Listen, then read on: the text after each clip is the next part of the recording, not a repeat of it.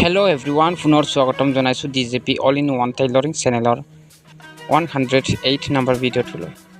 আজি মই আপোনালোকক দেখুৱাম যে সৰু ছোৱালীৰ ফ্ৰক চোলা কেনেকৈ চিলাব পাৰে অতি সুন্দৰকৈ। আপোনালোকে ভিডিঅ'টো স্কিপ নকৰাকৈ প্ৰথমৰ পৰা শেষলৈকে চাই থাকিব, যে আপোনালোকে চালে এনেই গম পাব ফ্ৰক চোলা কেনেকৈ আমি বনাব পাৰোঁ বা চিলাব পাৰোঁ। আজি মই আপোনালোকক ষ্টেপ বাই ষ্টেপ দেখুৱাম, আপোনালোকে চাই থাকক। মই এতিয়া ফাৰ্ষ্টত কাটিং কৰিম, কাটিঙৰ পৰা ধৰি টোটেলি মই আপোনালোকক চিলোৱালৈকে শেষলৈকে কমপ্লিটলৈকে মই আপোনালোকক দেখুৱাম। মুঠতে আপোনালোকে ভিডিঅ'টো স্কিপ নকৰিবি, প্ৰথমৰ পৰা চাই থাকিবি, তেতিয়া আপোনালোকে এনেই গম পাব যে ফ্ৰক চোলা বনোৱাটো অতি সহজ। এতিয়া আমি ফ্ৰক চোলাটো চিলাম, কেনেকৈ চিলাম তাৰ কাৰণে আমি ফাৰ্ষ্টত কাটিং কৰিব লাগিব। কাটিং কৰাৰ আগতে আমি মেজাৰমেণ্ট ল'ব লাগিব। মেজাৰমেণ্ট লৈ কিনে আমি জোখ মাখটো লৈ কেনেকৈ আমি কাটিব লাগে এইটো আপোনালোকে ফাৰ্ষ্টত চাব লাগিব। যদি কাটিংটো আমাৰ ফিনিচিং নহয় তেতিয়াহ'লে আমাৰ চিলোৱাটো ফিনিচিং নহ'ব। এইকাৰণে আপোনালোকে ফাৰ্ষ্টত কেনেকৈ মেজাৰমেণ্ট লয় আৰু তাৰপিছত আমি কেনেকৈ কাটিং কৰিম, কাটিং শেষ হোৱাৰ পিছতহে আমি চিলাব লাগিব। আৰু কাটিংটো যদি ফিনিচিং নহয় আমাৰ চিলোৱাটো ফিনিচিং নহ'ব। এইকাৰণে আপোনালোকক মই কৈছোঁ, এটা অনুৰোধ কৰিছোঁ যে আপোনালোকে ঘৰৰ পৰা বেছি দূৰত গৈ আপোনালোকে কষ্ট কৰিবলৈ দৰকাৰ নাই। যদি এই মোৰ ভিডিঅ'টো আপোনালোকে মন দি চায় তেতিয়াহ'লে আপোনালোকে ঘৰতে বহি নিজে প্ৰেক্টিচ কৰিব পাৰিব আৰু লগতে নিজৰটো বাদে বেলেগৰো আৰামছে চিলাই কিনি কিছুমান টকা পইচাও ইনকাম কৰিব পাৰিব। তেতিয়াহ'লে আমি বেছি পলম নকৰি আমাৰ আজিৰ ভিডিঅ'টো আৰম্ভ কৰিম। আপোনালোকে মেজাৰমেণ্টটো ফাৰ্ষ্টত ভালকৈ চাই লওক। ফাৰ্ষ্টত আমি টেবুলৰ ওপৰত কাপোৰখন বিছাই লৈছোঁ, তাৰপিছত কাপোৰখন ডাবল কৰি আমি একবাৰ ফল্ড কৰিছোঁ আৰু আমি ফাৰ্ষ্টত এতিয়া গলাটো লৈছোঁ। গলাটো আমি 2 ইঞ্চিমান ল'ব লাগিব, কাৰণ ডাঙৰ হ'লে 2.5 ল'লে হয়। এতিয়া আমি কান্ধটো লৈছোঁ, কান্ধটো আমি ল'ব লাগিব 3.5 ইঞ্চি, কাৰণ সৰু ছোৱালী 3.5 ইঞ্চি মানে ল'ব লাগিব। তাৰপিছত আমি হাতটো হিচাপ কৰিম। হাতটো আমাৰ আছিলে 15টো ডিভাইডেড 2 হ'লে আপোনাৰ 7.5 মান পৰিব, কিন্তু আমি অকণমান চিলাবৰ কাৰণে বেছিকৈ লৈছোঁ। আপোনালোকে চাই লোৱা, আমি এনেকুৱা মেজাৰমেণ্টটো এনেকৈ লৈছোঁ। অকণমান এইটো 0.5 ইঞ্চিমান আমি তলত লৈছোঁ হাতটো কাটিবৰ কাৰণে। এতিয়া আপোনালোকে চাই লওক, এইটো অকণমান টাৰ্ণিংকৈ আমি চিন দিকে লৈছোঁ। তাৰপিছত আমি ল'ব লাগিব লেংথটো আমাৰ আছিলে 15 হ'লে আমি 15.5 এনেকৈ ল'ব লাগিব। 16 ল'ব লাগিব, যিহেতু আমি এইটো অকণমান ফল্ডিং কৰি চিলাব লাগিব। এতিয়া আমাৰ মেজাৰমেণ্টটো হৈ গ'ল, জাষ্ট এতিয়া কাটিব লাগে।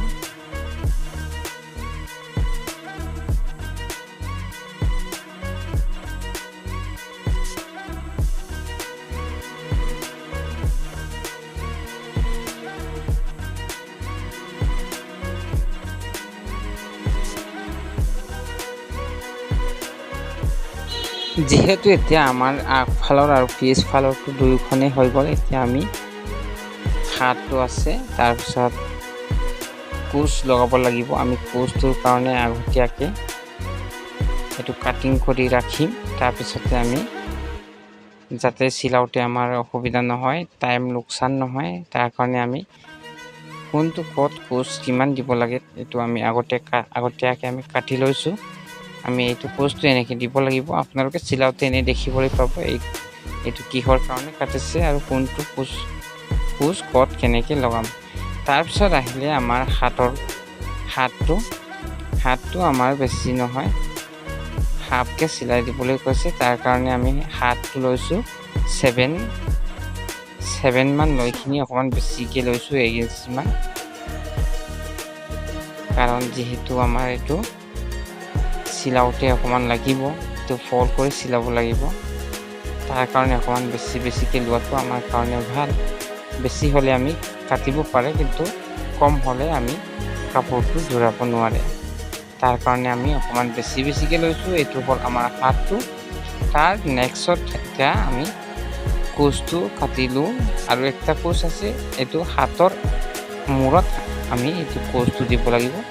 এইটো ইমান বেছি বহলকৈ নালাগে, এইটোৱে যথেষ্ট, কাৰণ বেছি ডাঙৰকৈ দীঘলকৈ লগালে মানে আমাৰ হাতৰ কোচটো দেখিবলৈ বেয়া লাগে। সেইকাৰণে আমি এতিয়া সৰুকৈ কাটি উলিয়াইছোঁ এইটো হাতৰ কোচটোৰ কাৰণে। তাৰপিছত আমি এতিয়া আমাৰ কাটিং হৈ গ'ল। এতিয়া চিলোৱাটো আমাৰ আৰম্ভ হ'ব। আপোনালোকে ভিডিঅ'টো স্কিপ নকৰাকৈ প্ৰথমৰ পৰা আকৌ চাই লোৱা। চিলোৱাটো মই নকওঁ যে আপোনালোকক কেনেকৈ চিলাব লাগে, কাৰণ নিশ্চয় আপোনালোকে দেখি আছে যে ভিডিঅ'টো কেনেকৈ চিলাব লাগে। এতিয়া মই আপোনালোকক ষ্টেপ বাই ষ্টেপ দেখুৱাম, জাষ্ট আপোনালোকে চাই থাকিব লাগে। মন কৰি চালে আপোনালোকে মই নক'লেও এনেই গম পাব যে এইটো বস্তুটো এনেকৈ চিলাওঁ। এতিয়া আমি ফাৰ্ষ্টত ক'ৰ পৰা ষ্টাৰ্ট কৰিছোঁ নিশ্চয় গম পাব।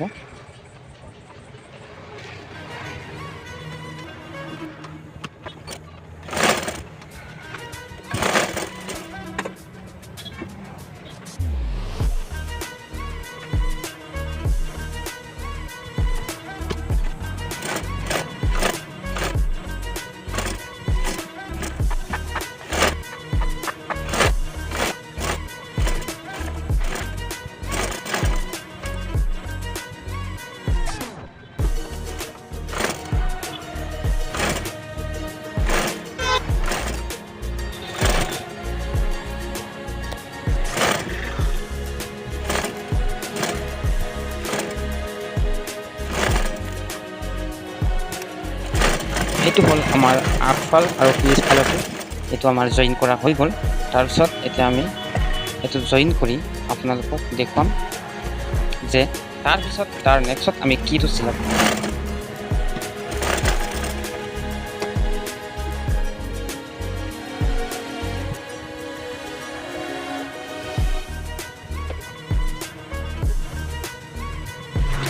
এতিয়া আপোনালোকে চাব পাৰে যে এতিয়া কোনটো চিলাবলৈ মই আৰম্ভ কৰিছোঁ। নিশ্চয় আপোনালোকে দেখি গম পাইছে চাগে। এইটো হ'ল আমাৰ হাতটো। ফাৰ্ষ্টত আমি একবাৰ ফল্ড কৰি চিলাই লৈছোঁ। তাৰ নেক্সট আমি এইটো হাতৰ মূৰত কোচটো কেনেকৈ লগাব আপোনালোকে চাই ল'ব। কোচটো আমি ফাৰ্ষ্টত জইন কৰি ল'ম, যাতে আমি একে ছাতে দুয়োটাটো একেলগে চিলাব পাৰোঁ। এতিয়া আমি এইটো কোচটো আপোনালোকক লগাই দেখুৱাম, আপোনালোকে চাই লওক।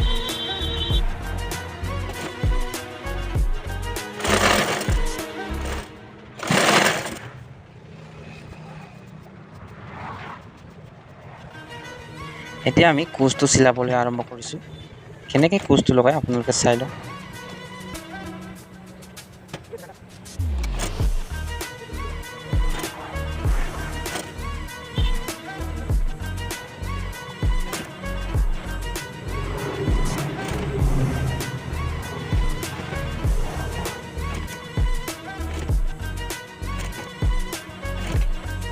এতিয়া আমাৰ কোচ লগোৱাটো হৈ গ'ল।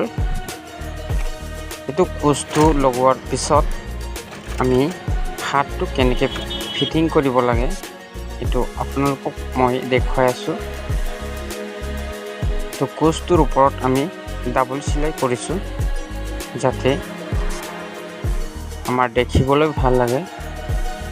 তাৰপিছত এতিয়া আমি হাতটো কেনেকৈ লগোৱাই লৈছোঁ আপোনালোকে চাই লওক। এতিয়া আমাৰ হৈ গ'ল, একটা হাত আমি লগালোঁ। এতিয়া নেক্সট এতিয়া আমাৰ হৈ গ'ল। এতিয়া আমি তলৰ কোচটো দিব লাগিব। তলৰ কোচটো আমি জইন কৰি লৈছোঁ। তাৰপিছত কেনেকৈ লগাব লাগে আপোনালোকে চাই যাওক। এই কোচটো লগোৱাৰ পিছত আমাৰ ফ্ৰক চোলাটো সম্পূৰ্ণ হৈ যাব।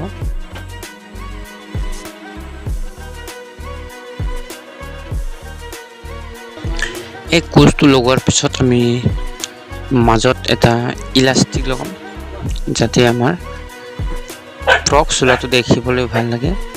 এতিয়া চাই লোৱা আমি ইলাষ্টিকটো কেনেধৰণে লগাইছে।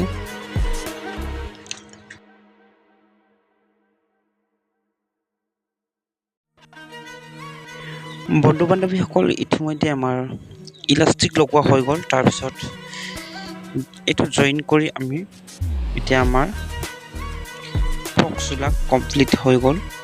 আপোনালোকে চাই ল'ব পাৰে যে আমাৰ ফ্ৰক চোলা বনোৱাটো কেনেকুৱা লাগিলে। আপোনালোকে চাই লোৱা। ভিডিঅ'টো চাই কেনেকুৱা লাগিলে আপোনালোকে কমেণ্টত জনাব। যদি ভাল লাগে তেতিয়াহ'লে লাইক এটা কৰি দিব। আজিৰ ভিডিঅ'টো ইমানেই আছিল। আমি পুনৰ লগ পাম নেক্সট ভিডিঅ'ত। Thank U.